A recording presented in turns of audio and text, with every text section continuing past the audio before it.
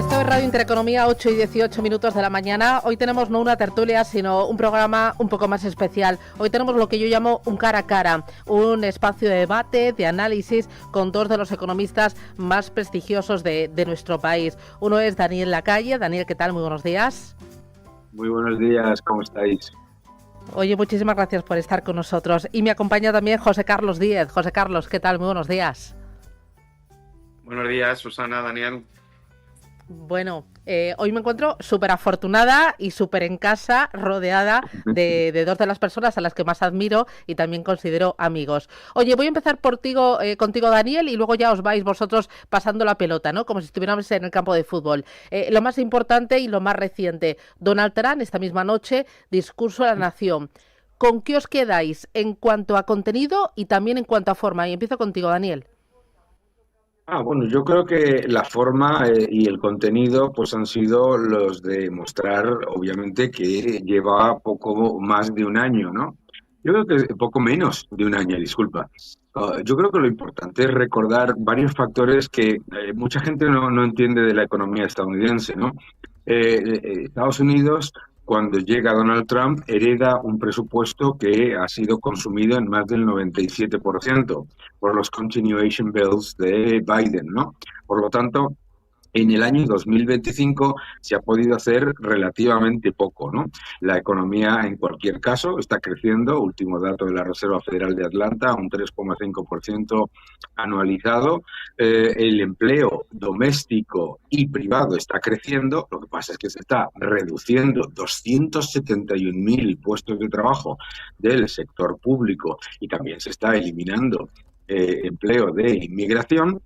Están creciendo los salarios reales, se ha reducido el déficit un 22%, se ha reducido el déficit el déficit comercial y se tienen que hacer muchas más cosas. Claro, hay que darse cuenta de que no se puede hacer un cambio a toda velocidad en el que se vaya a mejorar el déficit mucho más, teniendo en cuenta lo que comentaba antes, ¿no? Los continuation bills del año pasado dejaron prácticamente 500.000 millones de dólares encima de la mesa ya gastados, ¿no?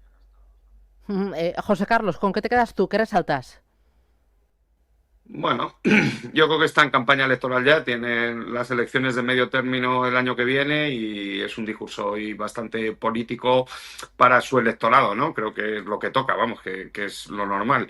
Yo creo que empezó el año con su programa de proteccionismo y de aranceles, ya sabemos un poco tanto lo que ha quedado como el resultado. Ha habido muy poco arancel para México y para Canadá, o sea que el efecto de lo que él buscaba, que era proteger a su votante de obrero industrial del cinturón industrial, ¿no? Pues Michigan, Ohio, Pensilvania, va a ser pequeño, en mi opinión, porque la mayor parte de las importaciones van a seguir viniendo de México y de Canadá. Y en la parte de fuera de lo que es el Tratado de Libre Comercio, creo que le ha puesto un arancel muy duro a China, prácticamente un arancel del 40% de promedio sobre el arancel que ya le puso en el 17, o sea que China va a pasar un periodo de comercio internacional complicado. Y a Europa, pues bueno, ha sido menos de lo que esperábamos, pero también intenso, ¿no? Un arancel medio del 10%, aunque ha dejado algunos productos fuera. Arancel bastante intenso en el sector del automóvil y todo el tema del componente de automóvil, que a España indirectamente en componente de automóvil nos afecta, o sea que en ese sentido la economía se frenó, prácticamente los datos de empleo del verano fueron de estancamiento y el último dato de septiembre, que va con retraso con el tema del cierre del gobierno, como dice Daniela, hemos visto una recuperación del empleo, todavía débil, pero parece que el riesgo de recesión que hablaron los mercados no está y que vamos a un crecimiento el año que viene pues moderado pero positivo, ¿no? En la parte de la inflación vamos a ver, seguramente se irá viendo gradualmente, pero creo que también va a ser menos de lo previsto, ¿no? Porque si el arancel al final en términos de importación va a ser menor, pues será menor. Vamos a ver un repunte de la inflación, pero no excesivo. ¿Qué esperáis de la inflación y también de la Reserva Federal de Estados Unidos, Daniel, de cara a 2026, con un presidente que va a estar en el sillón, pero va a ser un presidente totalmente eclipsado por su sustituto, que dice Trump que lo va a anunciar en los próximos días? ¿Cómo veis ahí el papel de la Fed? Bueno, el papel de la Reserva Federal va a ser exactamente el mismo. No podemos olvidar que el problema de Jerome Powell no es un problema solamente de su relación con el presidente Trump, es un problema de una ristra de equivocaciones que no se han visto en 60 años de políticas monetarias, ¿no? Se equivocó en el año 2020 disparando la cantidad de dinero, se equivocó en el año 2021 diciendo que la inflación era transitoria, se equivocó en el 2022 subiendo los tipos a lo bestia, haciendo que las familias sufrieran no solamente el efecto de la inflación, sino el de los tipos de interés, y se equivocó en medio de unas elecciones, vamos a decir que se equivocó, bajando tipos en medio de unas elecciones 50 puntos básicos. Por lo tanto, yo creo que la Reserva Federal tiene un problema que no es de ahora y que es un problema de antes también, que es un problema de no estar prestándole atención a los datos duros y de hacer daño al mercado del empleo en las épocas de expansión y en las épocas de contracción. Por lo tanto, yo creo que vamos a tener un año en el que, como decía José Carlos, los datos de inflación han demostrado que la inmensa mayoría de los aranceles los absorben los exportadores. La segunda que vemos es que efectivamente la inflación no va a subir a los niveles que se esperaba. Y tercero, por lo tanto, pues yo creo que habrá bajadas de tipos, al menos 2 el año que viene. Claro, ¿y cómo va a afectar, José Carlos, la credibilidad del nuevo presidente de la Reserva Federal cuando, después de todo el ruido que hemos escuchado en estos últimos meses, eso cómo se va a tragar en los mercados? Pues yo aquí sí discrepo de Daniel, ¿no? Yo creo que, creo que es la parte más peligrosa de Trump, ¿no? De momento, Estados Unidos, sí coincido con Daniel, tiene una crisis fiscal importante que es heredada de Biden. Es verdad que Biden heredó una situación fiscal de Trump bastante negativa, ¿no? Llevan con un déficit por encima del 5%, creo que desde antes de la pandemia, o sea que es una situación fiscal muy complicada. Tienen una estructura de deuda muy complicada. Ellos, pensando que iban a bajar los tipos, tienen mucha deuda a corto plazo que tienen que renovar y tienen que emitir cada año más de 10 trillones de dólares en deuda, ¿no? Entonces, de mucha vulnerabilidad por el déficit. Lo que dice Daniel, de momento hay una oficina en el Congreso que cada vez que el gobierno aprueba una medida se traduce en términos de los próximos 10 años de déficit. Este gobierno no ha aprobado nada para reducir el déficit estructural, o sea, nada es nada. Sigue teniendo el mismo déficit estructural que tenía antes de llegar con Biden, que es altísimo, es prácticamente el 6% de déficit que hay. Y la situación fiscal a mí me preocupa significativamente. Creo que es uno de los grandes riesgos de la economía mundial, ¿no? En ese escenario, entrar en la Reserva Federal como están entrando para tomar el control, ¿no? Con gente de su equipo como Stephen Miller, que ya lo tiene dentro, ¿no? Que fue su asesor de campaña y su asesor en la Reserva Federal, o sea, en la Oficina Económica de la Casa Blanca, con el objetivo no de controlar la inflación, como ha dicho Daniel. Lo que dijo Stephen Miller en la campaña es que quieren debilitar el dólar. O sea, es una estrategia pura de debilitación del tipo de cambio. Y eso incluso citó los acuerdos del Plaza del 85. Bueno, eso, ¿no? Como decía Rudy Dorbus, hablar del dólar es de mala educación, ¿no? Cuando te metes de ahí, te lo mezclas con una crisis fiscal. No sé, condicionar la política monetaria a unos objetivos políticos de un partido o de un gobierno, esto en la historia nunca ha salido bien. Es verdad que los inversores están muy tranquilos, que no hay ninguna prima de riesgo en la deuda pública americana, que los mercados están en máximos, que las primas de riesgo corporativas están en mínimos, o sea, no hay ningún atisbo de inestabilidad financiera. Pero bueno, yo creo que es muy peligroso lo que está haciendo Donald Trump y puede provocar inestabilidad. No sé, nunca sabes cómo se van a comportar los inversores, de momento no. Oye, me voy a hacer parada publicitaria y a la vuelta quiero abrir otro bloque. En el último quiero hablar de economía española, de cómo lo veis, en un momento donde el gobierno y Pedro Sánchez está en una situación muy frágil, muy delicada, pero así lleva mucho tiempo y no pasa nada. Pero en el segundo quiero hablar de, primero, bancos centrales. Tenemos Banco Central de Japón hoy, Banco de Inglaterra, y también de lo que llaman la gran burbuja, que no es la inteligencia artificial, sino una burbuja de créditos. Se está hablando ya en el mercado de las cucarachas crediticias. Decían que quizás en 2026 podamos tener algún que otro susto por los créditos que están dando sin demasiado rigor, pues bancos más pequeños, bancos regionales en Estados Unidos o incluso esa llamada sombra en la banca a la sombra. Publicidad y me lo contáis, ¿de acuerdo? Vamos con ello. Hoy es un cara a cara entre José Carlos Díez y con Daniel Lacalle. Hemos repasado el discurso de Donald Trump, sus logros, el tono, el contenido, lo que ha dicho respecto a sus logros económicos, aranceles, inflación, crecimiento económico. No ha mencionado nada de Venezuela, ojo, ni una sola palabra de la guerra que tiene más cerca de su país. Y bueno, a partir de ahora quiero mirar a otro lado. Primero, bancos centrales. Empiezo contigo, José Carlos. ¿Qué esperar y cómo ves la política económica del Banco de Japón, ahora con esa nueva primera ministra y el ritmo es totalmente distinto a Estados Unidos o incluso a Europa? Incluso dicen que por ahí podría venir tensión de cara a 2026. Un banco central subiendo y otro banco central bajando, y el efecto que pueda tener también en el trasvase de capital y en la inversión en bonos. ¿Cómo ves lo del Banco de Japón? ¿Qué esperas? Bueno, yo creo que ellos están ya en el otro extremo que he comentado de la Reserva Federal, ¿no? Ya tienen el yen más debilitado de lo que era inimaginable, ¿no? Y ya tienen inflación, ¿no? Por lo tanto, van a un proceso de normalización después de 30 años y, bueno, son complicados. Es verdad que para los inversores entender al nuevo Banco Central en el nuevo proceso, como pasó con el 2008 e incluso en la pandemia, ¿no? Pues es complicado, pero yo no creo que vaya a ser un foco de inestabilidad mundial, ¿no? No creo que vaya a venir por ahí y que Japón vaya a dar problemas, ¿no? Daniel. Yo creo que el riesgo del año 2026, igual que se ha mostrado en el 2025 y desde el año 2022, va a continuar dándose por la deuda soberana, ¿de acuerdo? Son los sustos que se lleva el mercado cuando se da cuenta de que los desequilibrios fiscales de Japón, de Reino Unido, de Francia son gigantescos, y efectivamente los de Estados Unidos son importantes, pero claro, Estados Unidos es la moneda de reserva del mundo. En el caso de Japón, a mí me cuesta mucho creer estas estimaciones de los bancos de inversión de una fuerte subida de tipos por parte del Banco de Japón. La historia del Banco de Japón es de interconexión total con el Tesoro, ¿no?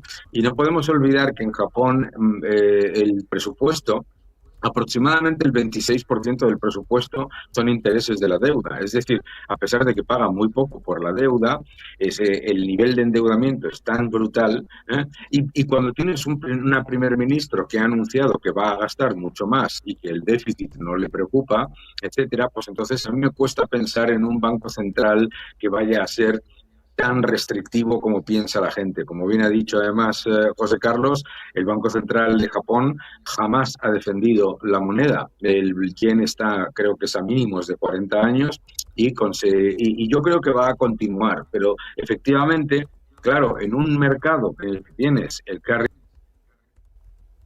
trade del yen, deuda soberana, eso puede generar algún susto, aunque no vaya a generar un cambio sistémico ni desde luego un problema, digamos, que vaya a generar una crisis, ¿no? Claro, ¿y el susto podría venir porque se estaría generando una burbuja de crédito, José Carlos? Yo coincido con Daniel, yo creo que el mayor riesgo es la deuda pública y estamos en niveles muy altos, ¿no? La salida de la crisis del 2008 fue con deuda pública, la salida de la pandemia fue con deuda pública, estamos ahí 10 países con deudas públicas por encima o cerca del 100% del PIB, y los sustos principales pueden venir por ahí.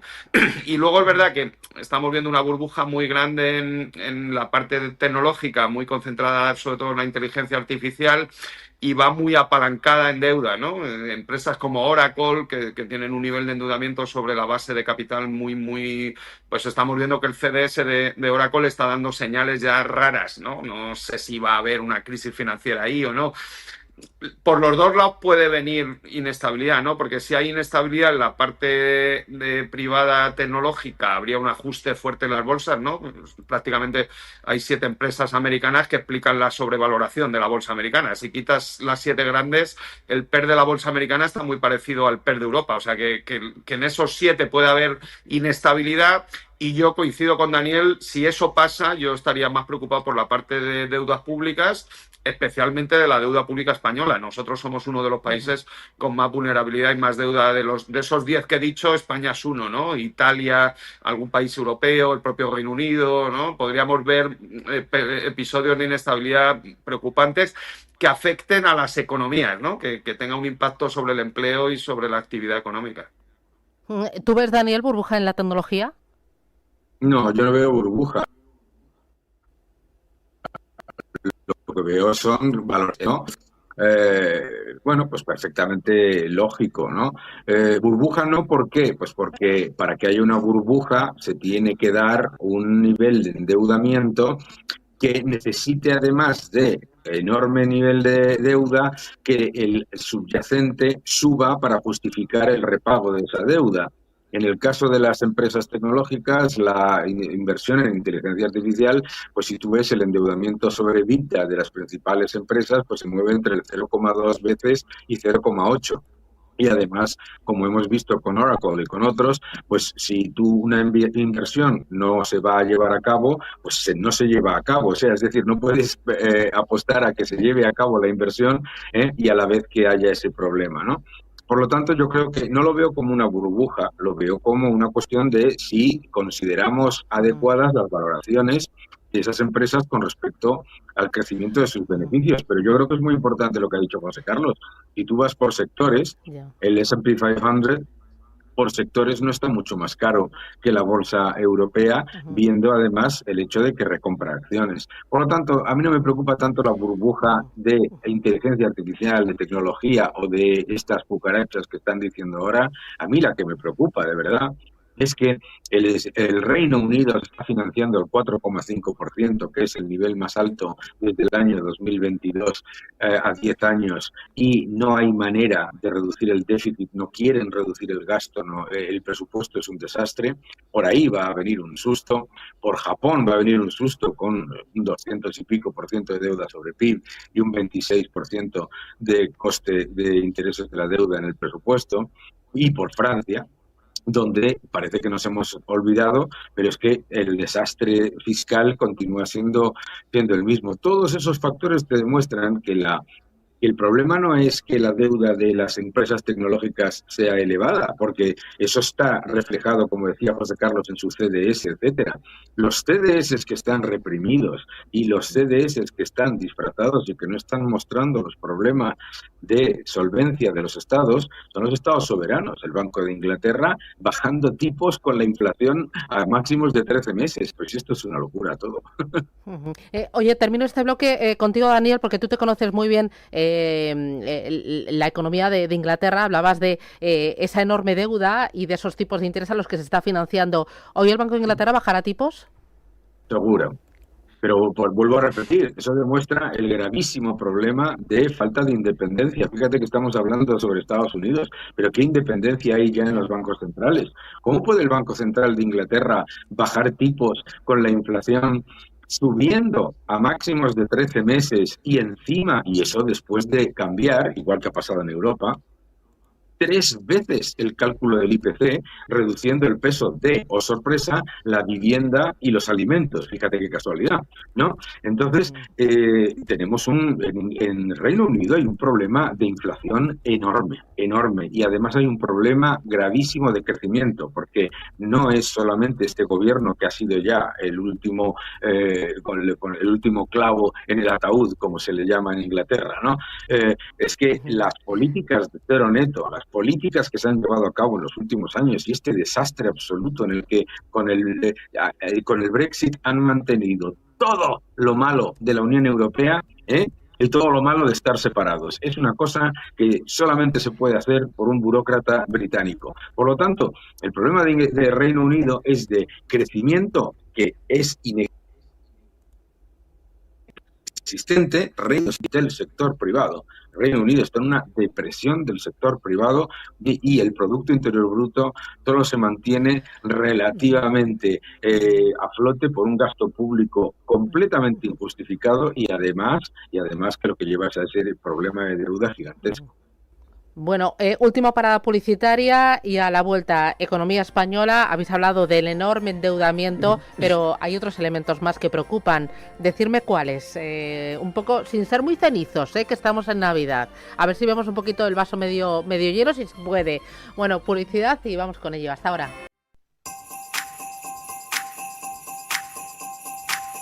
Escucha Capital Intereconomía. Esto es Intereconomía. Bueno, a pocos días, a muy poquitos días de la Navidad, de acariciar las uvas, las campanadas, hoy hemos creado un programa especial, un formato especial, con dos de los economistas más prestigiosos aquí en nuestro país, con Daniela Calle y con José Carlos Díez. Última ronda mirando a España. José Carlos, a España, ¿cómo la ves de cara a 2026? ¿Ves elecciones el próximo año? ¿Eso puede afectar, está afectando ya la debilidad del gobierno a la economía, a la macro? Sánchez dice que no.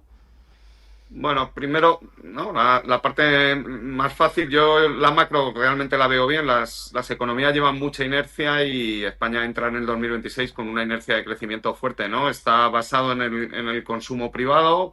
Las exportaciones de bienes débiles, como es lógico, porque los países principales socios, ¿no?, de exportación, que son Europa, está estancada, y la parte de aranceles de Estados Unidos pues va a tener algo de impacto negativo, no tanto como se esperaba, pero algo. Pero las exportaciones de servicios van bien, el turismo es lógico que se modere un poco, ya que no caben más, o sea que tiene un techo, pero el turismo va bien, o sea, mientras esté España llena de turistas, aunque no crezca, pues el turismo va bien.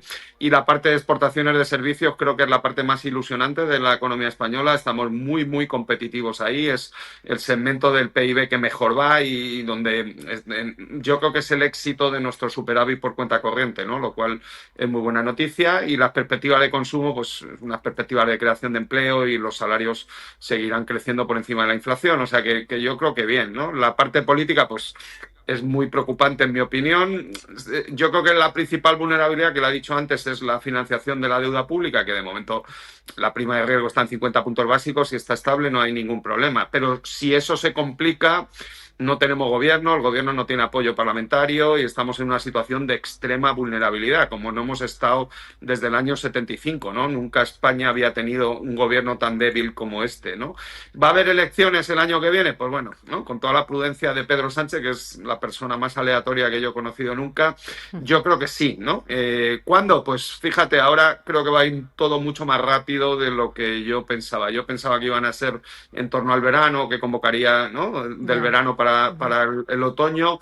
Él va a tener una derrota estrepitosa este domingo en Extremadura. Estrepitosa es cerca del 30% de votos, uno de sus grandes graneros de votos. Eso activa dentro del Partido Socialista el miedo a perder, ¿no? Y cuando un partido tiene miedo a perder, se desintegra, o sea, el líder pierde todo el control del partido y ahí empiezan sus problemas, ¿no? Todos sus socios quieren ya que se vaya, ninguno quiere dar el paso de activar la bomba, pero todos quieren que se vaya, ¿no? El PNV quiere que se vaya, Junts quiere que se vaya, Sumar ya ni siquiera Izquierda Unida le soporta. Entonces yo creo que se va a precipitar todo, ¿no? Hay otras elecciones en febrero en Aragón, hay otras en marzo en Castilla y León, hay otras en Andalucía y, bueno, como decía el Buda, el dolor es inevitable, pero el sufrimiento es opcional. Él puede elegir el sufrimiento que quiera, pero su tiempo se ha acabado, ¿no? Daniel. A ver, yo sobre el tema de las elecciones lo veo distinto. Yo creo que va a hacer todo lo posible y más por permanecer en el poder a pesar de todas estas derrotas electorales que puedan darse y a pesar de los casos de corrupción. Yo creo que eso va a ocurrir. Pero bueno, creo que eso no es el factor que está teniendo un mayor impacto en la economía.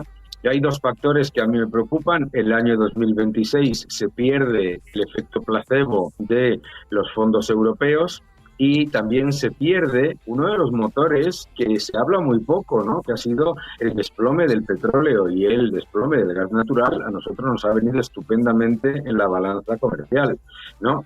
Entonces, las empresas exportadoras yo creo que lo van a seguir haciendo bien, pero probablemente el efecto de las importaciones, que ya ha dejado de funcionar como, digamos, motor o como viento de cola, probablemente deje de tener ese efecto o por lo menos con la magnitud que ha existido desde el año 2022. Que ha sido un enorme motor también para el resto de los países europeos. Pero yo creo que el problema de la economía española continúa siendo la asequibilidad, ¿no? La renta disponible de las personas en los datos agregados aparece como creciendo, pero la evidencia es que los salarios netos han bajado y volverán a bajar en el año 2000.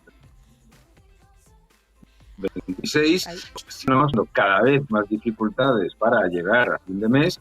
Hay un 33% de personas, 3 de cada 4 familias en España, un 33% de personas que no llegan a fin de mes y 3 de cada 4 familias que tienen dificultades para llegar a fin de mes. Yo creo que eso es importante porque efectivamente el efecto arrastre que ha explicado José Carlos es muy importante, porque si la economía española el día 1 de enero parase y no sintiese absolutamente nada, el crecimiento del Producto Interior Bruto sería aproximadamente el 1,5%.